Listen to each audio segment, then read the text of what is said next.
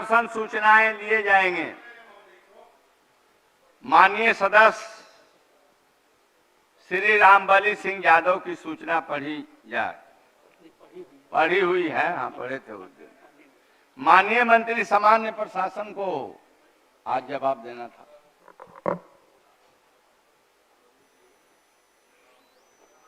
महोदय, वस्तुस्थिति यह है कि विज्ञापन संख्या 01/2019 कनीय अभियंता और सैनिक यांत्रिक विद्युत के पद पर नियुक्ति हेतु आयोग के पत्रांक 638 दिनांक 2/4/22 से प्रकाशित चयन सूची में कतिपय त्रुटियों परिलक्षित होने के कारण पुनः सुधार कर मेधा सूची प्रकाशित किए जाने हेतु वापस ले लिया गया, जिसमें सुधार करने की कार्रवाई की जा रही थी। इसी बीच दिनांक 19/4/22 को CWJC नंबर 73/12/2021 में माननीय उच्च न्यायालय द्वारा उक्त प्रकाशित चयन सूची को सेट असाइड करते हुए निम्न आदेश पारित किया गया। According to appointment made to extend in the term of Rule 4A of the amending rules 2017 are set aside, and the Bihar State Technical Selection Commission is directed to prepare a fresh selected merit list granting 40% institutional reservation to all the diploma holders who have obtained their diploma certificate from any polytechnic institution recognized by AICTU and affiliated by the State Board of Technical Institution Bihar, Patna within the state government. तदुपरांत उक्त न्यायाधीश के अनुपालन में बिहार तकनीकी सेवा आयोग द्वारा सामान्य प्रशासन विभाग के उप न्यायाधीश के अनुपालन के संबंध में परामर्श प्राप्त किया गया। प्राप्त परामर्श के पश्चात उक्त आदेश के अनुपालन हेतु बिहार राज्य के प्राइवेट पॉलिटेक्निक से उत्तीर्ण अभ्यर्थियों का दिनांक 1/8/22 से दिनांक 11/8/22 तक काउंसलिंग का कार्य पूरा कर लिया गया। उक्त के पश्चात सभी आवश्यक जांच पूर्ण कर मेधा सूची प्रकाशित की प्रक्रिया अंतिम चरण में थी, परंतु CWJC नंबर 7761/2022 अप्पू कुमार एवं अन्य बनाम बिहार सरकार में दिनांक 1/12/22 को विज्ञापन संख्या 01/2019 कनीय अभियंता के परिणाम प्रकाशन के संबंध में माननीय उच्च न्यायालय पटना द्वारा आदेश पारित किया गया कि प्रोसेस ऑफ सिलेक्शन में carry on but the result shall not be declared without leave of the court. उक्त आदेश के अनुपालन हेतु आयोग द्वारा मेधा सूची का प्रकाशन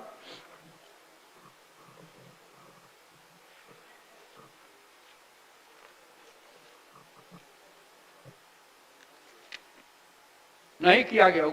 आदेश के अनुसार पुनः वर्तमान में CWJC नंबर 34/11/22 तथा अन्य 7 याचिकाओं याची विभागों द्वारा 25/1/23 को लिए गए निर्णय में नियुक्त नियमावली संशोधन किए जाने का उल्लेख करते हुए माननीय उच्च न्यायालय पटना शपथ पत्र दायर किया गया। उक्त के आलोक में दिनांक 16/2/22 को माननीय उच्च न्यायालय द्वारा पारित आदेश में निम्नलिखित निर्देश दिए गए।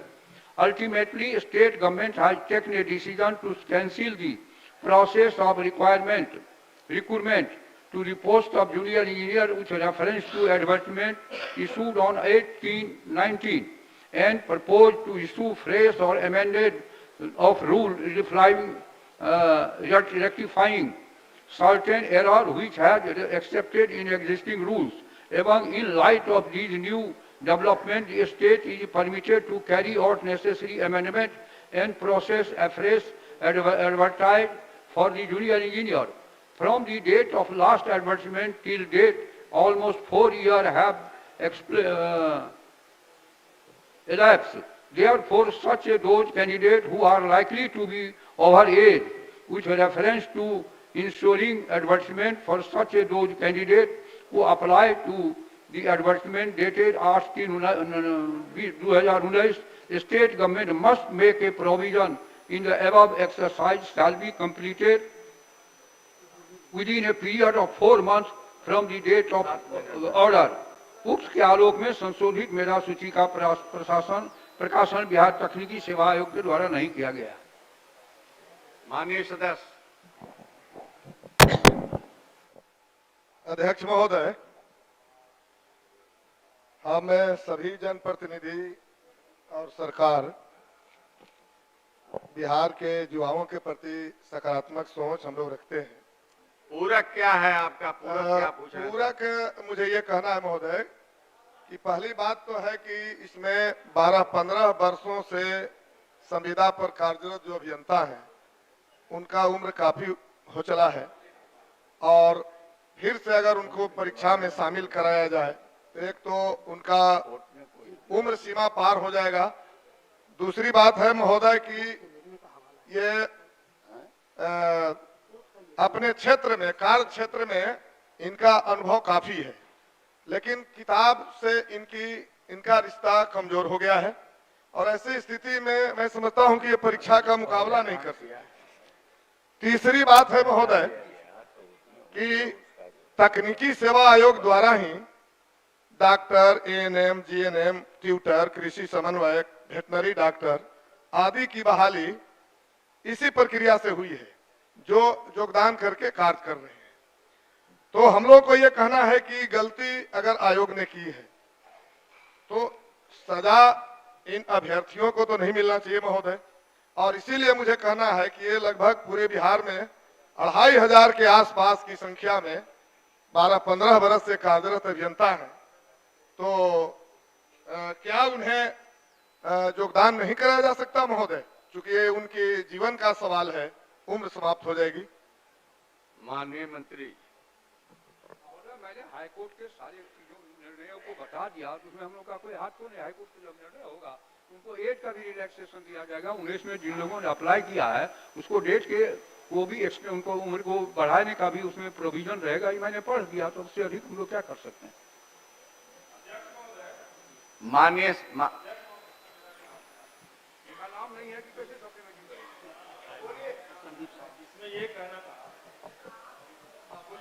माननीय सदस्य संदीप सौरभ का नाम। इसमें ये कहना था महोदय कि मंत्री जी स्वयं कह रहे हैं कि बीटीएससी ने माननीय उच्च न्यायालय के जो आदेश थे, जो गाइडलाइन था, उसका पालन नहीं किया और पालन न करके बीटीएससी ने अंक आधारित, ये परीक्षा इसमें नहीं थी, ये अंक आधारित एक मेधा सूची तैयार करके लोगों को उसमें किया गया और बड़े पैमाने पर उसमें फर्जी डिग्री भी शामिल हुए। आप सप्लीमेंट 417 एफआईआर 16 फरवरी को उसमें दर्ज किया गया है कई अभ्यर्थियों का जिनका डिग्री फर्जी था। हम ये जानना चाहते हैं और इसी तरह के कई और मामले, जैसे सरकार का कहना है कि बीटीएससी हो, बिहार पब्लिक सर्विस कमीशन यानी बीपीएससी हो, बिहार कर्मचारी चयन आयोग हो या बिहार पुलिस अवर सेवा आयोग हो, ये तमाम जो बॉडी है, आयोग जो है, ये सरकार से स्वायत्त है। तो सरकार से स्वायत्त है इस नाम पर एक तो किसी माननीय सदस्यों के लेटर का ठीक से रिस्पॉन्ड नहीं वहां से आता है, उनका मानना है कि वो स्वायत्त है। दूसरी बात की जो गलतियां हुई हैं, जैसे गाइडलाइन रहने के बावजूद अंक आधारित आपने किया, एफआईआर फिर बाद में हुआ। इसके अलावा जब ये एफआईआर का मामला सामने आया और रिजल्ट को विड्रॉ किया गया, उसके बाद कहा गया आयोग की तरफ से, बीटीएससी की तरफ से कहा गया कि इसमें एक जांच कमेटी बनाते हैं हम और वो जांच करेगा जहां जहां का फर्जी सर्टिफिकेट है। तो लेकिन अनफॉर्चुनेट ये हुआ उसमें कि जहां जहां पे वो कमेटी गई, कमेटी के जाने से पहले कमेटी के सदस्य जो जांच करने वाले हैं उनका नाम और उनका मोबाइल नंबर पब्लिक में आ गया और वो कमेटी कहीं गई भी नहीं। तो इसलिए बड़े पैमाने पर धांधली होती रही। पहले शुरुआत में आयोग ने कुछ नाम को विड्रॉ किया और फिर बाद में पूरा रिजल्ट विड्रॉ किया। हम इसमें ये मांग करते हैं कि वो चाहे बीटीएससी हो या इस तरह की और बहालियां, सरकार जो जवाबदेह अधिकारी उसमें हैं, जो शीर्ष पदों पर आयोग में बैठे हुए हैं, उनके खिलाफ अगर कोई गलती साबित होती है तब कार्रवाई करने का विचार रखती है कि नहीं रखती है? माननीय मंत्री जी, मामला न्यायालय में है, न्यायालय का निर्णय आएगा, उसको देखा जाएगा उसके बाद। माननीय न्यायालय के भिन्न भिन्न तिथियों पर जो फैसले हुए सबका जानकारी माननीय मंत्री जी ने दिया। अब जो फैसले आवेंगे, माननीय मंत्री जी का कहना है उसके आलोक में कार्रवाई होगी। इसलिए मैं अब माननीय, अगर सिर्फ माननीय कोर्ट के आधार पर ही विभाग पर कार्रवाई होगी तो ये तमाम जो आयोग हैं, ये सामान्य प्रशासन विभाग जिनके मंत्री महोदय यहाँ बैठे हुए हैं, उसके मातहत क्यों आता है?